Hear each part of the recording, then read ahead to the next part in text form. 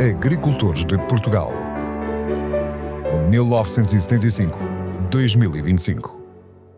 50 anos de atividade em defesa dos interesses dos agricultores e produtores florestais. 50 anos a contribuir para o rumo das políticas públicas e a estimular o debate de temáticas decisivas para o setor agrícola e florestal.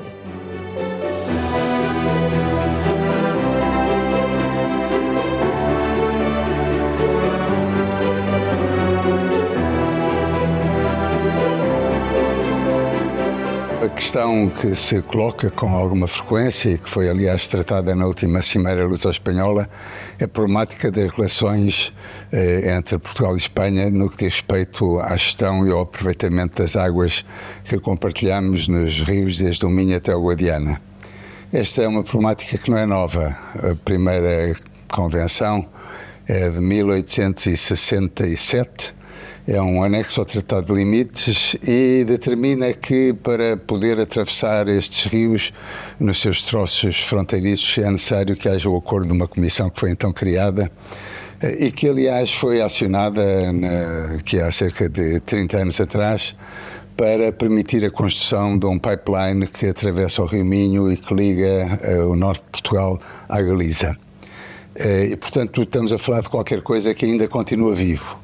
Depois, em 1927, houve uma primeira convenção para o Douro, quando os espanhóis decidiram construir a barragem de Rio Cobai, no Esla, que é um afluente do Douro na sua margem direita, e perceberam que iriam ter um caudal regular no Grande Canyon, que é o troço internacional do Douro, desde Miranda até o Pocinho. Foi dividido ao meio esse potencial, e Portugal foi autorizado a construir um conjunto de barragens e Espanha outro conjunto de barragens. Essas barragens não avançaram porque, passado cerca de uma dezena de anos, começou a Segunda Guerra Mundial e, portanto, foi preciso esperar pelo fim da guerra. Entretanto, também tinha havido alguns projetos que tinham sido cedidos unilateralmente pelos dois Estados e, portanto, quando em 1964 se voltaram a sentar à mesa para rever essa convenção de 1927, alargaram o seu âmbito. Na altura já estava em cima da mesa a possibilidade da construção de uma barragem no Tormes e portanto, o Tormes, que é um afluente desse troço internacional do Douro, a meio caminho. Portugal ficou com a parte montante, Espanha com a parte jusante e esses projetos avançaram. Em 1968, Portugal queria avançar com o projeto Alqueva e Espanha queria avançar com o transvase do Tejo para a Bacia de Segura. E, portanto, era necessário um novo acordo.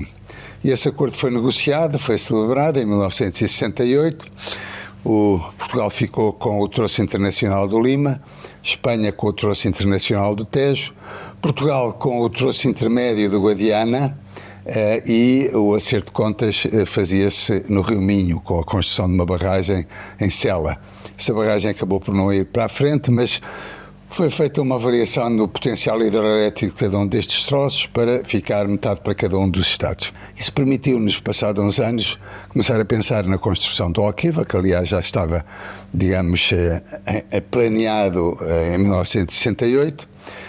Chegou a ser iniciado em 1975, mas depois foi suspenso devido à crise financeira que o país atravessou, de sobreendividamento. Quando quisemos retomá-lo, chegámos à conclusão que os espanhóis, na parte de montante do Guadiana, tinham construído muitos aproveitamentos, para além daquilo que tinha sido, digamos, estado em cima da mesa em 1968, e, portanto, foi necessário voltar à mesa de negociações. Além disso, os espanhóis queriam fazer mais um transvase em direção ao sul de Espanha, e tudo isso tinha que ser negociado entre os dois Estados. E, portanto, em 1998 acabámos por celebrar a convenção, a chamada Convenção de Albufeira, que foi assinada na cidade de Albufeira numa cimeira luso-espanhola que se realizou lá no dia 30 de novembro de 1998. Essa convenção vai muito para além daquilo que tinha sido discutido e decidido em 64 e em 68, porque permite utilizações de água por Portugal na Bacia do Sado, provenientes do Guadiana, considera vários elementos adicionais de controle de cheias, de combate à mitigação das secas, etc. Eu diria que é uma convenção muito mais moderna, muito mais amiga do ambiente e que tem uma característica que é praticamente única, porque para cada um dos troços internacionais do rio e para a entrada do estuário são definidos os caudais mínimos que têm que ser assegurados pelo Estado de montante. Em Cedilho, no Tejo, é a Espanha que tem que garantir os caudais. À entrada do estuário do Tejo, é Portugal que tem que garantir esses caudais. Espanha também garante caudais na secção de Badajoz, à entrada do troço intermédio do Guadiana, permitiu alimentar e garantir a sustentabilidade do aproveitamento do Alqueva. E, portanto, o Alqueva avançou. Portugal decidiu, nessa altura, unilateralmente, porque não chegou a haver um entendimento com a Espanha, um regime de caudais para a secção, para a entrada no troço estuarino do Guadiana, que é um troço internacional, faz a fronteira entre os dois Estados, entre o Pomarão e a Vila Real de Santo António, e essa situação causou algum melindre, porque foi uma decisão unilateral, não chegou a haver um entendimento. Em 2005, Portugal decidiu qual era o regime de caudais que chegaria à secção de Pomarão. Essa questão foi discutida várias vezes em reuniões da Comissão, da Comissão de Aplicação e Desenvolvimento da Convenção de Albufeira, CADC, mas sem conclusão. Foi criado um grupo de trabalho em 2017, se não me falha a memória, que em final de 2018 terminou os seus trabalhos sem chegar a um acordo. E a questão foi retomada aqui há 2 anos atrás, a pedido da delegação espanhola, e de facto recomeçaram as negociações e agora finalmente conseguimos um entendimento que permite conceber uma solução para garantir alguma água adicional para o abastecimento da Andaluzia a partir de uma captação do Guadiana naquele troço, antes da entrada, digamos, da Cunha Salina. Também, de alguma forma, os caudais para uma elevação desde o Pomarão até a Albufeira de Odeleite, no afluente do mesmo nome do Guadiana, na sua margem direita, que garante o abastecimento de água ao Algarve. Estas questões também para o Tejo, agora foi decidido avançar para um caudal diário, porque o que nós tínhamos, começámos por ter em 98, um caudal integral anual mínimo. Depois, em 2008, quando se fez uma primeira revisão da Convenção, passámos a ter caudais trimestrais e semanais, mas acontecia que, com alguma frequência, tínhamos dias sem que fosse lançado qualquer metro cúbico de água a partir da barragem de Cedilho. Agora isso já não é possível e, portanto, Cedilho liberta todos os dias 1 milhão de metros cúbicos, é o correspondente a cerca de 12 metros cúbicos por segundo. Já é água que depois recebe também água dos afluentes do Rio Tejo na sua margem direita, o Ocreza, o Zézer, e que permite garantir que a Cunha Salina não progride para montante e não causa problemas à agricultura no Ribatejo. Foram decisões sensatas que permitiram que os dois Estados desenvolvessem essa parcela muito importante do território da Península Ibérica. Estamos a falar de qualquer coisa como 45% do território da Península Ibérica. A maior parte dela em Espanha, mas em Portugal também tem expressão a bacia destes rios, particularmente o Douro, mas também o Tejo e o Guadiana. E logo em 68 foi decidido que seria possível utilizar estas águas não apenas para a produção de energia, mas também para outros usos, entende-se, usos hidroagrícolas. Do Guadiana, do troço intermédio para a Bacia do Sado, o que foi feito a partir de 2005, e da Bacia do Chança, que é um afluente que faz a fronteira entre os dois Estados na margem esquerda do Guadiana, para as bacias andaluzas. E essas soluções têm funcionado. E, portanto, Haverá sempre razões de queixa, sempre.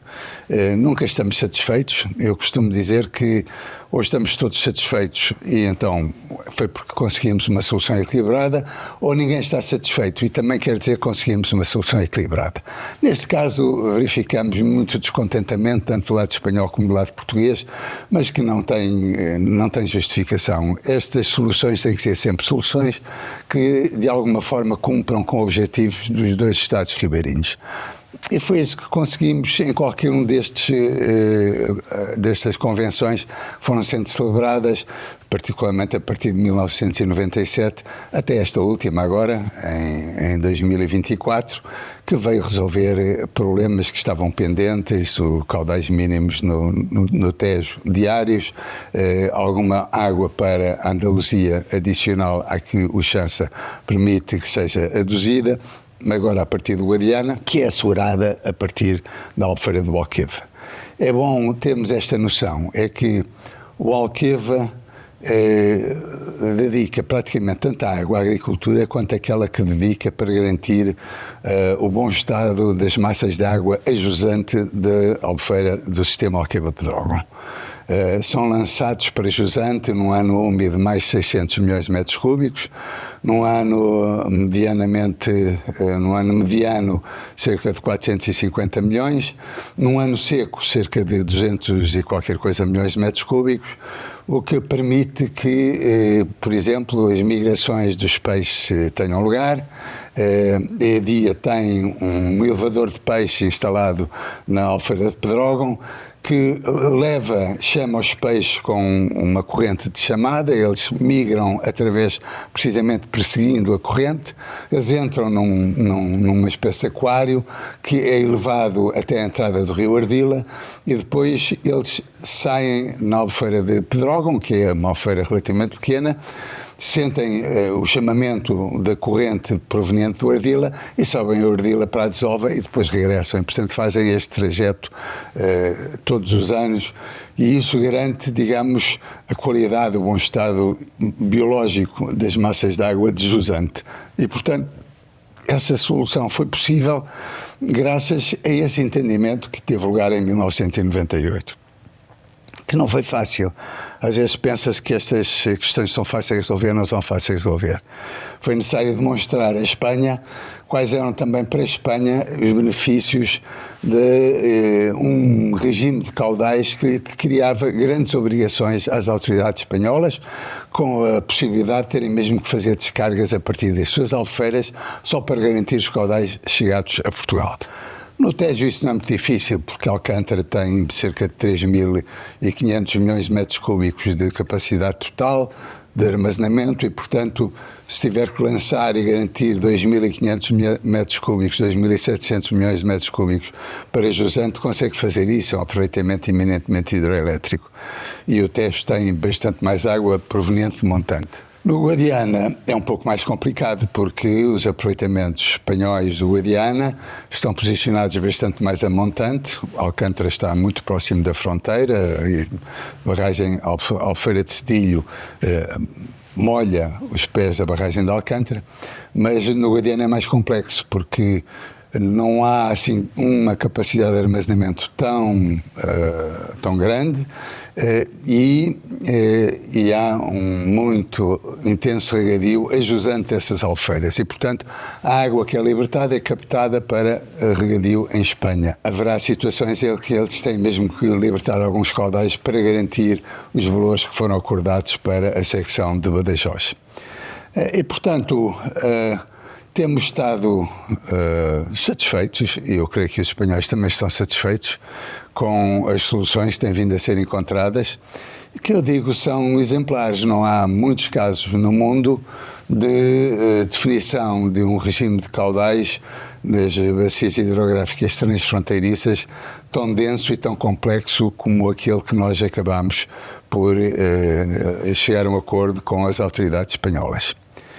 E, portanto, sobre as relações luso-espanholas de rios, a única coisa que ainda posso acrescentar é que temos estado a fazer uma gestão dos planos de bacia hidrográfica no quadro das diretivas comunitárias para garantir o combate às inundações, para garantir o bom estado das massas de água, e isso é feito coordenando a atividade da Agência Portuguesa do Ambiente com a Direção-Geral de Águas Espanhola e das Confederações Hidrográficas Espanholas. Eu diria que é uma história de sucesso que já vem há muitos anos e que não termina aqui, seguramente vai ter outros episódios daqui por alguns anos. A Espanha está a cumprir, só por exceção é que tem havido alguns incumprimentos, que, aliás, a própria Convenção admite, sendo que, nesses casos, aquilo que tem que ser feito é os Estados, entendem-se, reúnem a Comissão para a aplicação e desenvolvimento da Convenção, procuram encontrar uma solução que vá ao encontro das dificuldades de uns e das necessidades de outros, para que, digamos, todos fiquem, eu diria, satisfeitos. Isso aconteceu no Douro, aqui há alguns anos atrás, enfim, eu diria que a Espanha não lançou no Douro, durante a estiagem, o volume que estava previsto no acordo de 2008, mas Portugal não tinha falta de água. O Baixo Sabor tinha reservados 600 milhões de metros cúbicos no seu volume útil, que poderiam ter sido lançados no Douro se fosse extremamente necessário que isso acontecesse. E não era assim tão importante quanto isso, e portanto isso não foi feito. O Douro tem uma utilização das suas águas em Portugal, sobretudo dedicada à produção de energia, na cascata das barragens do Douro, desde o Pocinho até Costuma-Lever, e à navegação. E a navegação faz-se com, digamos, fechando as comportas, limitando o turbinamento para garantir que há água suficiente para que os navios possam subir e descer o rio. E essa navegação é muito importante do ponto de vista económico, porque garante, digamos, um fluxo de turistas que frequentam a região, que é extremamente importante. Acrescenta à riqueza vinícola da Bacia do Douro. Quando há seca, ela aflige ambos os Estados. E então o que acontece é que cada um dos Estados tem as suas soluções. E, portanto, não tem havido uma necessidade tão extrema de chegar ao entendimento para gerir os recursos muito escassos nessas situações de seca. Eu diria que, enquanto Estado jusante, Portugal, obviamente, está dependente da gestão que é feita por Espanha enquanto Estado montante, mas enquanto Estado jusante, também beneficia dos caudais que chegam sempre, inevitavelmente, provenientes de Espanha. Ou seja, nós queixamos-nos porque somos Estado jusante, mas esquecemos que os espanhóis contribuem com cerca de 20 mil milhões de metros cúbicos todos os anos nestas várias bacias hidrográficas para benefício dos interesses nacionais portugueses. Por exemplo, a cascata do Tejo, Fartel e Belver. Aqueles dois aproveitamentos não existiriam se não houvesse caudais provenientes de Espanha, porque a bacia portuguesa até Belver é fundamentalmente a do Ocreza, que tem umas afluências muito limitadas. E, portanto, para não irmos mais longe, no Guadiana, sem os contributos provenientes de Espanha, Alqueva não existiria e não teríamos o plano de rega do Alentejo, não teríamos o empreendimento de fins múltiplos de Alqueva. Portanto, convém olharmos sempre para estas questões numa perspectiva mais racional, percebendo que não há só benefícios, também não há só inconvenientes. Há benefícios e há inconvenientes para ambas as partes.